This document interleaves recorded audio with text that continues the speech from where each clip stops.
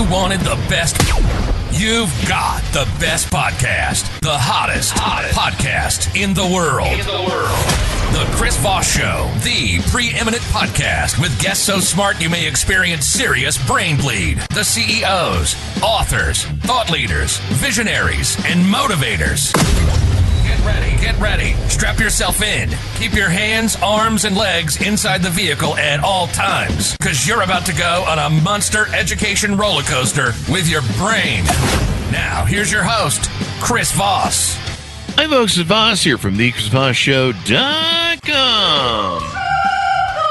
Ladies and gentlemen, the only things that makes official. Welcome to nearly 20 years of the Chris Voss Show, over 3,000 episodes. We are the oldest living podcast in existence that still publishes 1 to 2 shows a day. No one else is doing that. A handful of the original shows, and we're alive and kicking. A lot of people are kicking off as they age out, and sadly, their podcasts are ending. So we may be the last one standing. So make sure you're for the show to your family, friends, and relatives. Go to goodreads.com/Chris Voss, LinkedIn.com/Chris Voss, YouTube.com/Chris Voss, and Facebook.com/Chris Voss. Today, we have an amazing young man on the show. We're going to be talking about his book called Dogs Don't Bark at Parked Cars, Your GPS in an Era of Hyper Change. Jeff Piersall is on the show with us today. We're going to get into it with him and some of the details of his experience and how he can help and give you some advice to make your life better. If not, then just watch the episode over and over until you get it. Opinions expressed by guests on the podcast are solely their own and do not necessarily reflect the opinions of the host or the Chris Voss Show. Some guests of the show may be advertising on the podcast, but it is not an endorsement or review of any kind. Today's featured author comes to us from bookstolifemarketing.co.uk. With expert publishing to strategic marketing, they help authors reach their audience and maximize their book success. He is the author of this latest aforementioned book. He's also a former college professor turned business executive, entrepreneur, and exited his business in 2019, has helped over 50 business owners successfully exit with nearly $1 billion of enterprise value during the last decade. Business development, sales savant, he is. Speaker, coach, husband, father of 3, and grandfather of 4. Welcome to the show. How are you, sir? I'm doing well, Chris. Thank you very much for having me on. Thanks for coming. Really appreciate it. Give us any .coms, websites, where you want people to get to know you better on the internet. Really, the best place is Jeff Piersall at LinkedIn. I'm not a big Facebook social media person, but professionally, they can find me through LinkedIn. Awesome. So give us a 30,000 overview. What's inside your book, please? Yeah. So Dogs Don't Bark at Parked Cars came from being an entrepreneur, driving a business. It doesn't matter really who you are in life. You're driving and trying to go achieve something in life. And when you're doing that, you can't expect everybody to be happy about you doing it. Consequently, the analogy came to me with the dogs, because they will come to you, they will bark at you, they will do whatever they can to get you off target. And you just can't take your eyes off of where you're going. And if you're sitting still, I think we all know what it looks like. The car that's sitting still on the side of the road, the dog comes up and lifts his leg and pees on the tire. And that's what happens to you if you're just sitting still in life. You feel like you're getting pissed on all the time. Some people pay extra for that. I don't know what that means. Yeah, but that's really true. So you got to keep moving through life. Is the kind of the narrative and what ended up happening, Chris, was I was running an international company. Gosh, it would have been back in 2005, and a pastor and a bishop walked into my office wanting to get our product over to some different missionaries. And at the end of it, they were trying to recruit me to come over to the church. I was just like, look, personalities like myself don't do well in that environment. The churches I've been involved in are constantly trying to conform me to something that I'm not. And they looked at me, and they were the first ones that ever said, no, you're exactly what we need. And I said, then we need to have something that actually shows and teaches people how to bring this into a business to run it properly. Yeah. So we spent about a year, and we pulled out 10 principles from the Bible put them in a secular manner, printed them up, and started running the business by those 10 core values. And over the course of the next really 20 years, the business was highly successful. We had interviewed probably close to 300 CEOs of small and mid-sized businesses. And that was developing itself into an affirmation of those 10 principles. And so then it was like in 2017, I said, look, we're either going to write this book or we're not. But let's put the project together and get it done. And Eric and I started a process of just sitting down and whittling at this about 2 hours every week. And it took us the better part of a year, but it came together. And then we chose, by Eric's understanding, using the dog analogy in each chapter as your best friend is your dog type of theology that really just gives another analogy to each of the themes that we're talking about in each chapter. So let's get into some of the chapters. What are some of your favorite chapters in the book, and what you advise people? I'm going to go to the end, Chris. And the reason being is that the subtitle was an assignment that came from our publicist, and we couldn't come up with one. And I had, back in 2017, I had 10 millennials working in our office. And we asked one of them to take on the project. And what they did was they took the manuscript and they were asked to go read the manuscript and come back with suggestions for what the subtitle should be. And they came back with your GPS in an era of hyper change. And if you think about 2018, when we published the book, we were just on the edge of things beginning to adjust. Here we are almost 10 years later. AI now is starting to enter into people's worlds as a reality. These things that are in this book, these principles, will never change in running your business. I don't care how far AI goes and how much more that we continue to develop in these areas. But the last, at the end, you can take all the virtues that we've laid out and they're useless without courage. Yeah. At the end of the day, if you don't have the courage to get up and go put these into action, they're meaningless. And I think that's one of the most resounding things, is that courage is the sum of all virtues. It stands by itself. Trust is meaningless without courage. Hope is meaningless without courage. Yeah. You've got to have the courage to pursue. And when you're pursuing, there will be those that just do not like it at all. And I love the adage, Chris, all victims need a villain. And when you're driving and building a family, you're building a business, building a community, school, churches, whatever it may be, something that's positive, there's going to be victims that are going to villainize you. And you just got to be ready for that and understand that means you're doing good things. You're actually making progress because you're getting underneath somebody's skin. It's anytime you see a response or you feel like you need to respond when someone's telling you the honest truth and it offends you or triggers you, that's usually a case that they're right. Yeah. It's usually a sign that they're right. And that should be your first sign to be like, I think I need to take accountability, because clearly I'm upset about this and triggered because I'm being called out, and I maybe have a blind spot or scotoma of my behavior, and I don't realize the way I'm behaving. So it's time to analyze that. And it's an interesting thing that people get into with this, where they can really self-delude themselves into just a complete freaking mess, and off they go. And then you talk to them and you're just like, holy shit, these people are so far off the map, it's not even funny. Now, you mentioned the 10 principles and values that you guys compiled from the Bible. I don't know if that was just your business experiment that you did with those churches, or is this incorporated in the book, the 10 principles? Oh, that is the 10 chapters. Okay. All right. Yeah. And are most of these presented very much in a secular manner?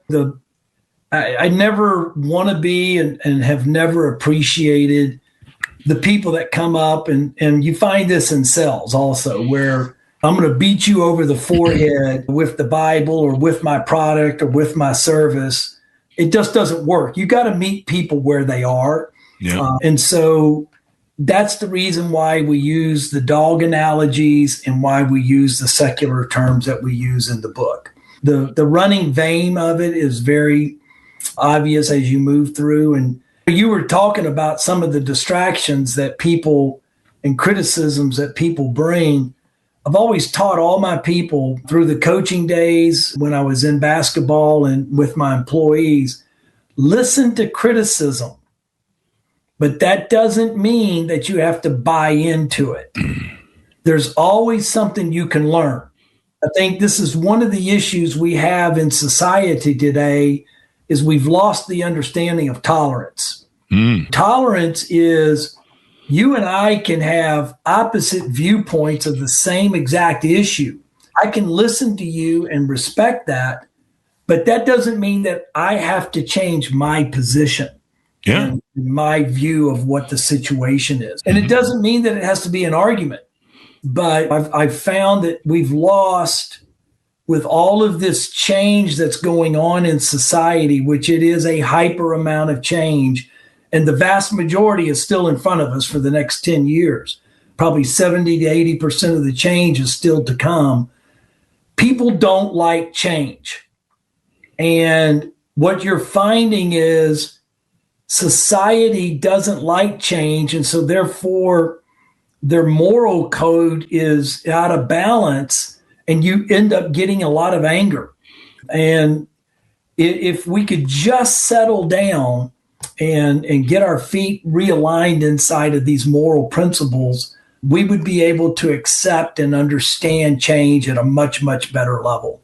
A lot of these little books and tomes they're kind of like self-improvement manuals. They're early self-improvement manuals, how to kind of live your life, how to be good to each other, what's the thing, doing to others as you would want done to you, the golden rule. Yeah. And so there's very simple principled things that have survived eons of time at being truths. Don't murder, don't kill, don't steal. Yeah, maybe in the Bible it may seem religious, but it works for a healthy society too. That's exactly it. That's right. I don't know about coveting the neighbor's wife because he's got a hot wife. No, I'm just kidding.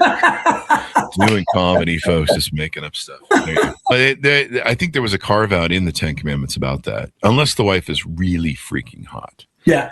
Then you can covet her. No, then it gives you permission. We don't want to go there with that one, Chris. That's true. We're just doing the jokes. People don't write me. So we have to have comedy on the show. Yeah, these are really important. Can you give us some samples of them? There's a lot in the Bible. Can you give us some samples of the 10 so people can get a taste of? The first chapter is on trust. And one of the things that's important about trust that we really talk about and define is deferred trust. And what I mean by that is, Chris, you and I know each other and we trust each other tremendously well. And I know someone else that could benefit by meeting you. And so I make that introduction. You, by deferred trust through me, trust that person because of the introduction. Yeah. You don't know them. You haven't had a chance to establish that foundation yet. But in business and in society, when we're operating in trust and deferred trust, things become so much more simple. When you lose trust, the foundations of negotiations, the foundations of understanding start to really whittle away and things become very, very difficult. We talk about relational priorities. When these are not, I'm falling in love with the secretary type of deal. It's understanding that relationships are a priority and that people are the secret to every business that is successful. Ultimately, you've got people behind you that are making the wheel turn, and then you make the thing happen with the show. But all of those people, they don't get to be seen. They're not heard from all the time, but man, are they important to the process, and are they important to what it is that you're accomplishing on a day-to-day basis to have the longevity that you've had? And we've all got those people. My operations officer today, she calls herself the backstage and I'm the front stage. Oh. So the clients know me, the buyers, the prospects know me, but then behind the stage, over here in the data room and all the other areas of documents and things that I got to be gathered, Heather's making that happen. It's not an area that I love to do, so it's very draining. She loves it. So there are those backstage people. They're just as important to the process as the front stage people. So relational priority, we talk about diversity of expression in that everybody's going to have a different way that they're going to communicate. And we have to understand that doesn't make them right or wrong. I'm a charismatic personality, but other people need things delivered in a very slow, methodical way. And it's like when I'm giving speeches, I will change tone and pitch as you're in that delivery, because there's unique personalities sitting in the audience that are going to receive information differently. Yeah. And this is one of the secrets to great business development or sales, is that I have the ability to figure out what it is that I need to communicate in to you so that you can receive the information the best. Great example is you take most of your CEOs are very driven, direct, and dominant type of personalities. You get in and start talking around the mulberry bush with them, they're going to shut you down and move you off. When you sit down with them and say something, they're probably going to say something really direct right back to you. And a lot of business development salespeople get their feelings hurt. They're like, oh, he's just an ass. I can't sit in here and deal with this guy. Versus just give it right back to him in the same direct manner. Then you've got others that are your extroverts. They're the ones that, if they ask you to go to lunch because they want to spend time, boy, you better go take them to lunch. They're the personalities that just absolutely got to have a party all the time. And we all know those people. Right? Oh, yeah. And I've been one. So, you got to adjust to the person that you're speaking to so that they can be heard, and not just expect everybody to hear you in the manner that you always want to be. So that's kind of a taste of a few of the things. The last chapter, before we do the summary with courage, is talking about how you should become the person that you want everybody else to be. And when you accomplish that, you've probably accomplished all that you can accomplish. Yeah. And that's going to be a lifetime journey. Yeah. You're never going to achieve perfection, but you'll get closer to it by trying. You just want to keep driving. You want to keep gaining wisdom and keep seeking. And we spend so much time in society judging other people when we really don't have the right to do that. Yep. Versus let's just start becoming the person that we want everybody else to be.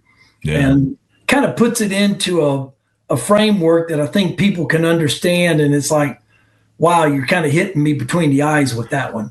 But wait, it's better to manage other people and point out their faults than have to face my own. What kind of deal is this you're doing here? We're creating accountability. Oh, what? My gosh. Accountability. I thought we got rid of that in the 2000s or whatever. Yeah, I think it went away in the 1900s. Yeah, something like that. Yeah. We've evolved in the society where lack of accountability and blaming everybody else and projecting our shit selves on other people has really become the thing. Really, it's really out of control. And you just see so many people that I call it the victimhood Olympics competition. And it really is like Olympic level victimization that people are trying to enshrine themselves or wrap themselves in. They'll take any problem, pour 5 million miles of feminine emotion into it and make every problem infinitely worse. So I learned from one of my mentors, Rich DeVos. Rich was the creator and founder of Amway International. Oh, wow. I served on a board with him for the Direct Sales Association. And he once shared 4 stages of life, Chris, that honestly I share with everybody anytime I speak, because these 4 things sum up everything that you're talking about. And he's counseled, I think it was close to a dozen presidents, and gave them all this same information.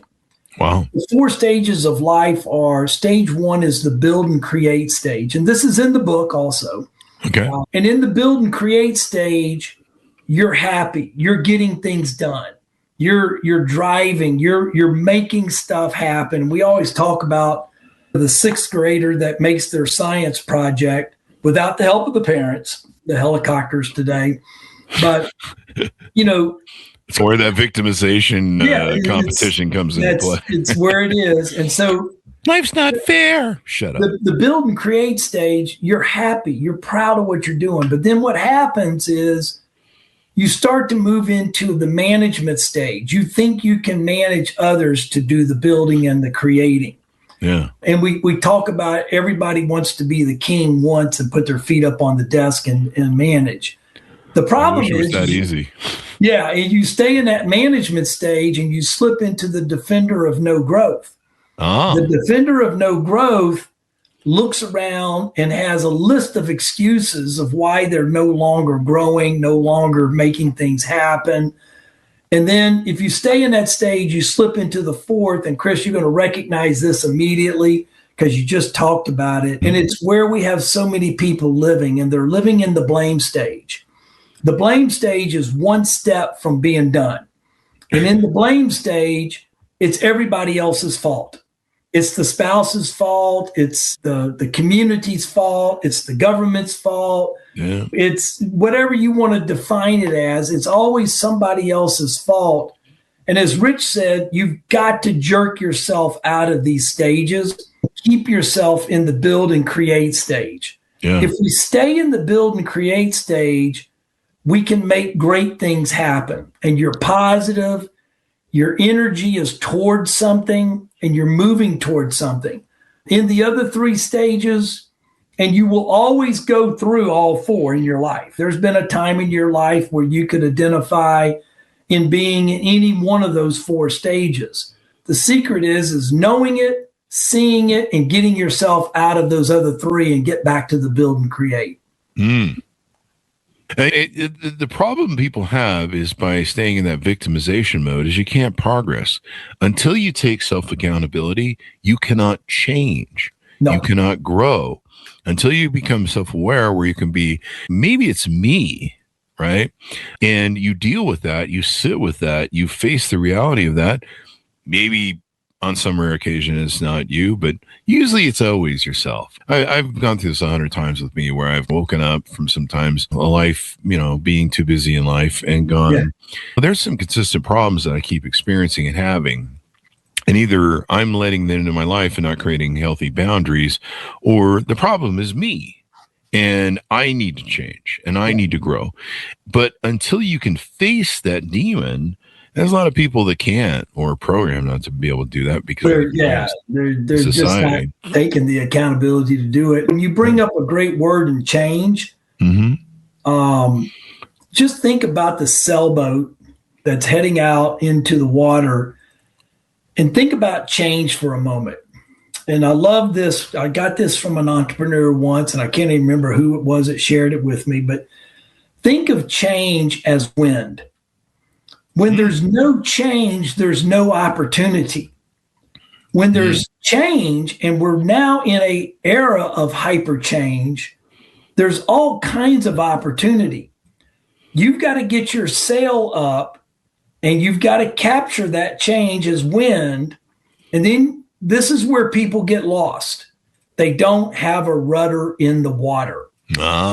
And if you've got your rudder in the water because you know the goals of where you want to go, you can take change and move yourself to everywhere that you want to go. I left my business, sold it, started doing mergers and acquisitions at the age of 59, had a stroke at 58. Oh, wow. It's just insanity. Mm-hmm. You're like, what do you mean you're starting a whole different career? But it was my sweet spot. It was my unique ability. And as you said in the opening, we've been able to move over $1 billion of enterprise value of 63 different company owners.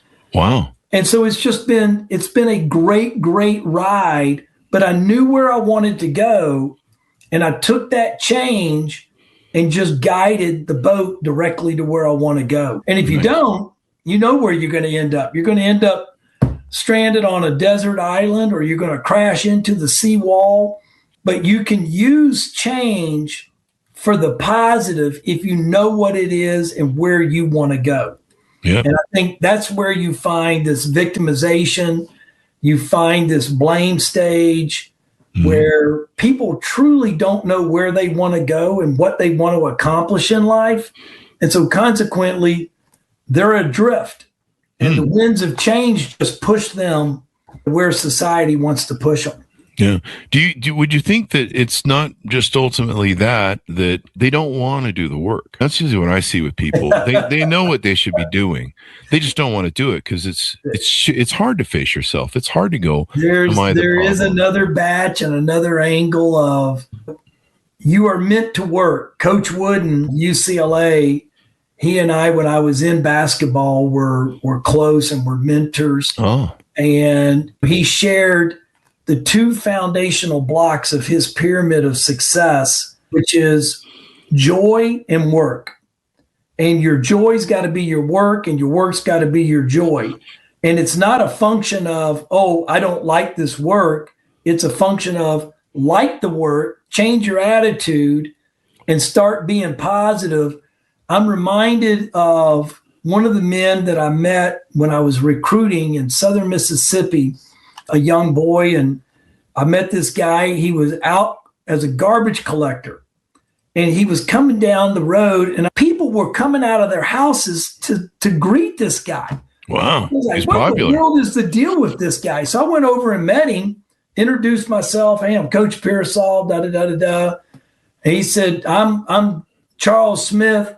I am the world's greatest garbage collector. And I said, do what? He's like, I am the world's greatest garbage collector. He said, this is what fits me. This is what I'm doing. And I make people's lives better by coming through their community. And it was just an amazing attitude. Wow. And that's the attitude that people have got to capture. They got to capture that kind of spirit. Just blossom where you are. Blossom where you are is a great way to understand how to have a good attitude. And I think that's a great concept too, because people are always looking elsewhere. I'll be better when. I'll be happy at work when I do what I really like. And I've met people that I used to want to hire people for stuff because they were when you would meet them, you meet a cashier at a store. And boy, that's a hard job. I don't know that I could do that. The detail and the rules and the cash register and pushing the right buttons. Yeah. And then you have to talk to the absolute widest range of batshittery people ever. You've always got the guy who has no life and no friends or guy or gal that wants to talk their ear off like they're, I don't know, entering a relationship or I don't know, they're doing an interview for several hours or something. Yep. And you're just like, dude, I'm here to buy groceries and get the fuck out of this joint. You were talking this person's ear off for an hour and they're being polite to you. You think they're interested. They're just being polite to you because that's their job. And so those people make me mental. But yeah, I can never do that. 7-Eleven, Starbucks, the rules that they have to jump through and the hoops they have to know and the regulations and policies and stuff. This is why I work for myself, because I could never do it. And yeah, a lot of people, they see I'll be happy then. And I've met people at Starbucks, I've met people in the grocery store, and they are the greatest employee that company has ever. Yeah. They are happy and elated to be there. They're grateful, and gratefulness is probably a big format. I don't know if that's it's a big part of it. Yeah, that's one of your 10 principles. If you're grateful for your life, you're usually happy about it because you recognize that what I have has been given to me as a gift, or I've built this gift, or I've earned some of it, but I've done the work. And not everyone gets lucky and gets that gift. Not everyone survives long enough. I turned 50. I made a post being kind of tongue-in-cheek, shitty comedian, dark comedian about it. And someone wrote me and said, Chris, you should really shut up, because a lot of people didn't make it to 50 that would have loved to make 50, and they wouldn't be here complaining like you. And I was doing a comedy bit, but still, it really hit home to me. And so you got the point out of it. That's right. And And the thing I've found through my journey of being an employer, having thousands of employees over all the years of business, 35, 40 years of business, whatever, the thing I've found is the people that love their work and pour themselves in their work, even if it's not their purpose, like they don't feel they're at their purpose place or doing purpose what they love. But the people who can master loving what they do and doing the best at it are the people that go on to entrepreneurial success, or I would say maybe raise the level of CEO and stuff. And what I tell people is that's your practice for being an entrepreneur. If you can't take and the most doldrum job that you're stuck in at the point and do your best work at it, you're never going to make it as an entrepreneur, because you're going to have a gun against your head as an entrepreneur to do your best work. And if you can't do that in the moments where you're doing something else, to me, it was just always practice. I always called whatever I did when I worked for other people as entrepreneurial practice. And great way to frame it. Yeah. I think people misunderstand. Yeah, you have a right to work, but if it's a privilege to be employed where you're employed. Yeah. It's not a right to be employed there.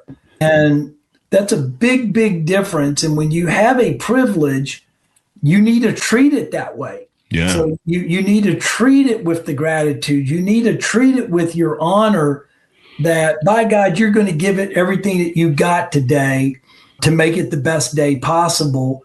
And goes back to, if you just start living the life that you want everybody else to be, then it would start showing up on its own at every day of work that you're in. You don't worry about what other people are doing. You focus on yourself and building yourself. Yep. But yeah, I just learned a long time ago. I worked hard for other people, and when I worked for them, I treated it like it was my company. Yep. And I cared about it. I got a young man right now who's working in my property that he's 16, and I teach him every day. I'm like, look, you're driving one of my side-by-sides. And I said, now look at it. It's a piece. You've got junk all over it. Now look, if you can't treat it better than the way I would treat it, then what do I need you for? You've got to learn to be able to start taking care of the stuff that you have the privilege to be able to use. And he's coming. He's coming. But it's a process. Yeah. It is. It's something you have to learn. I had to learn it. I was a lazy kid when I was younger. It's probably why I'm an entrepreneur. And I'd always watch baseball, and I'm like, this is really dumb. You run around 4 bases. Why don't you just cut out all the extra work and just run from home plate to second plate and back again? Like, why the fuck do we have to do all this?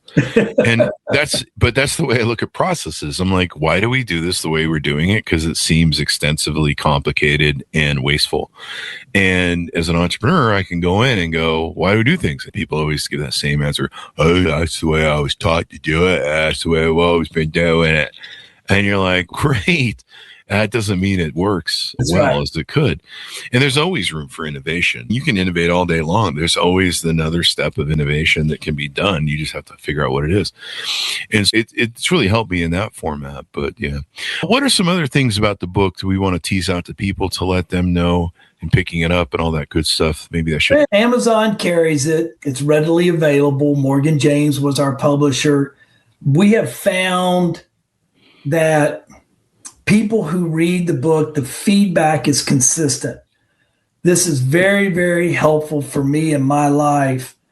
And parents, people that are parents of kids that are 15 to 30, immediately asked me to send their sons and daughters a copy because it's foundational work. Yeah. The book really is foundational work. By the time you get into your 50s and 60s, you're going to take nuggets out of it. But for the young people, and that's the reason why I speak at a lot of the different colleges and the business schools, because to me, it's the youth that is our future. And when we lose the youth, we lose our future. That's what I tell them when I spray them off the lawn with the hose. Get off my lawn with the hose, but you're our future. But still, you got to get off the lawn. Yeah. It really is true from a lot of different functions of what we see in society. These are the people who are going to enter the workforce and pay my Social Security, mine your Social Security, evidently, maybe. I don't know. Yeah. I don't really bank on Social Security. I plan on working till 7 years after I'm dead. But I like working as long as my brain can still function, and hopefully we can keep that active and stuff. The great thing about being an author and a speaker and on this podcast, hopefully I'll still be able to do it. I know of a 98-year-old woman who still does podcasting. It just keeps you engaged, Chris. And we used to say in entrepreneur class, retirement is just one foot in a coffin. Yeah, exactly. You start to lose drive, you start to lose purpose. Yeah. Now I get it. There's personalities that love it. My wife was a 38-year Delta flight attendant, forced out because of it. But then she got grandchildren, and so she's got a new purpose now. But for me, I started flirting with the concept last year of maybe winding down, and all I did was pick up 10 more clients. That's hilarious.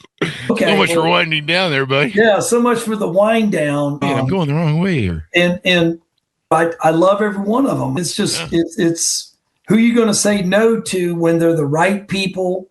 They're all referrals from someone else. That's good. Which is just telling you you're doing the right things. It just keeps you sharp and keeps you in the game.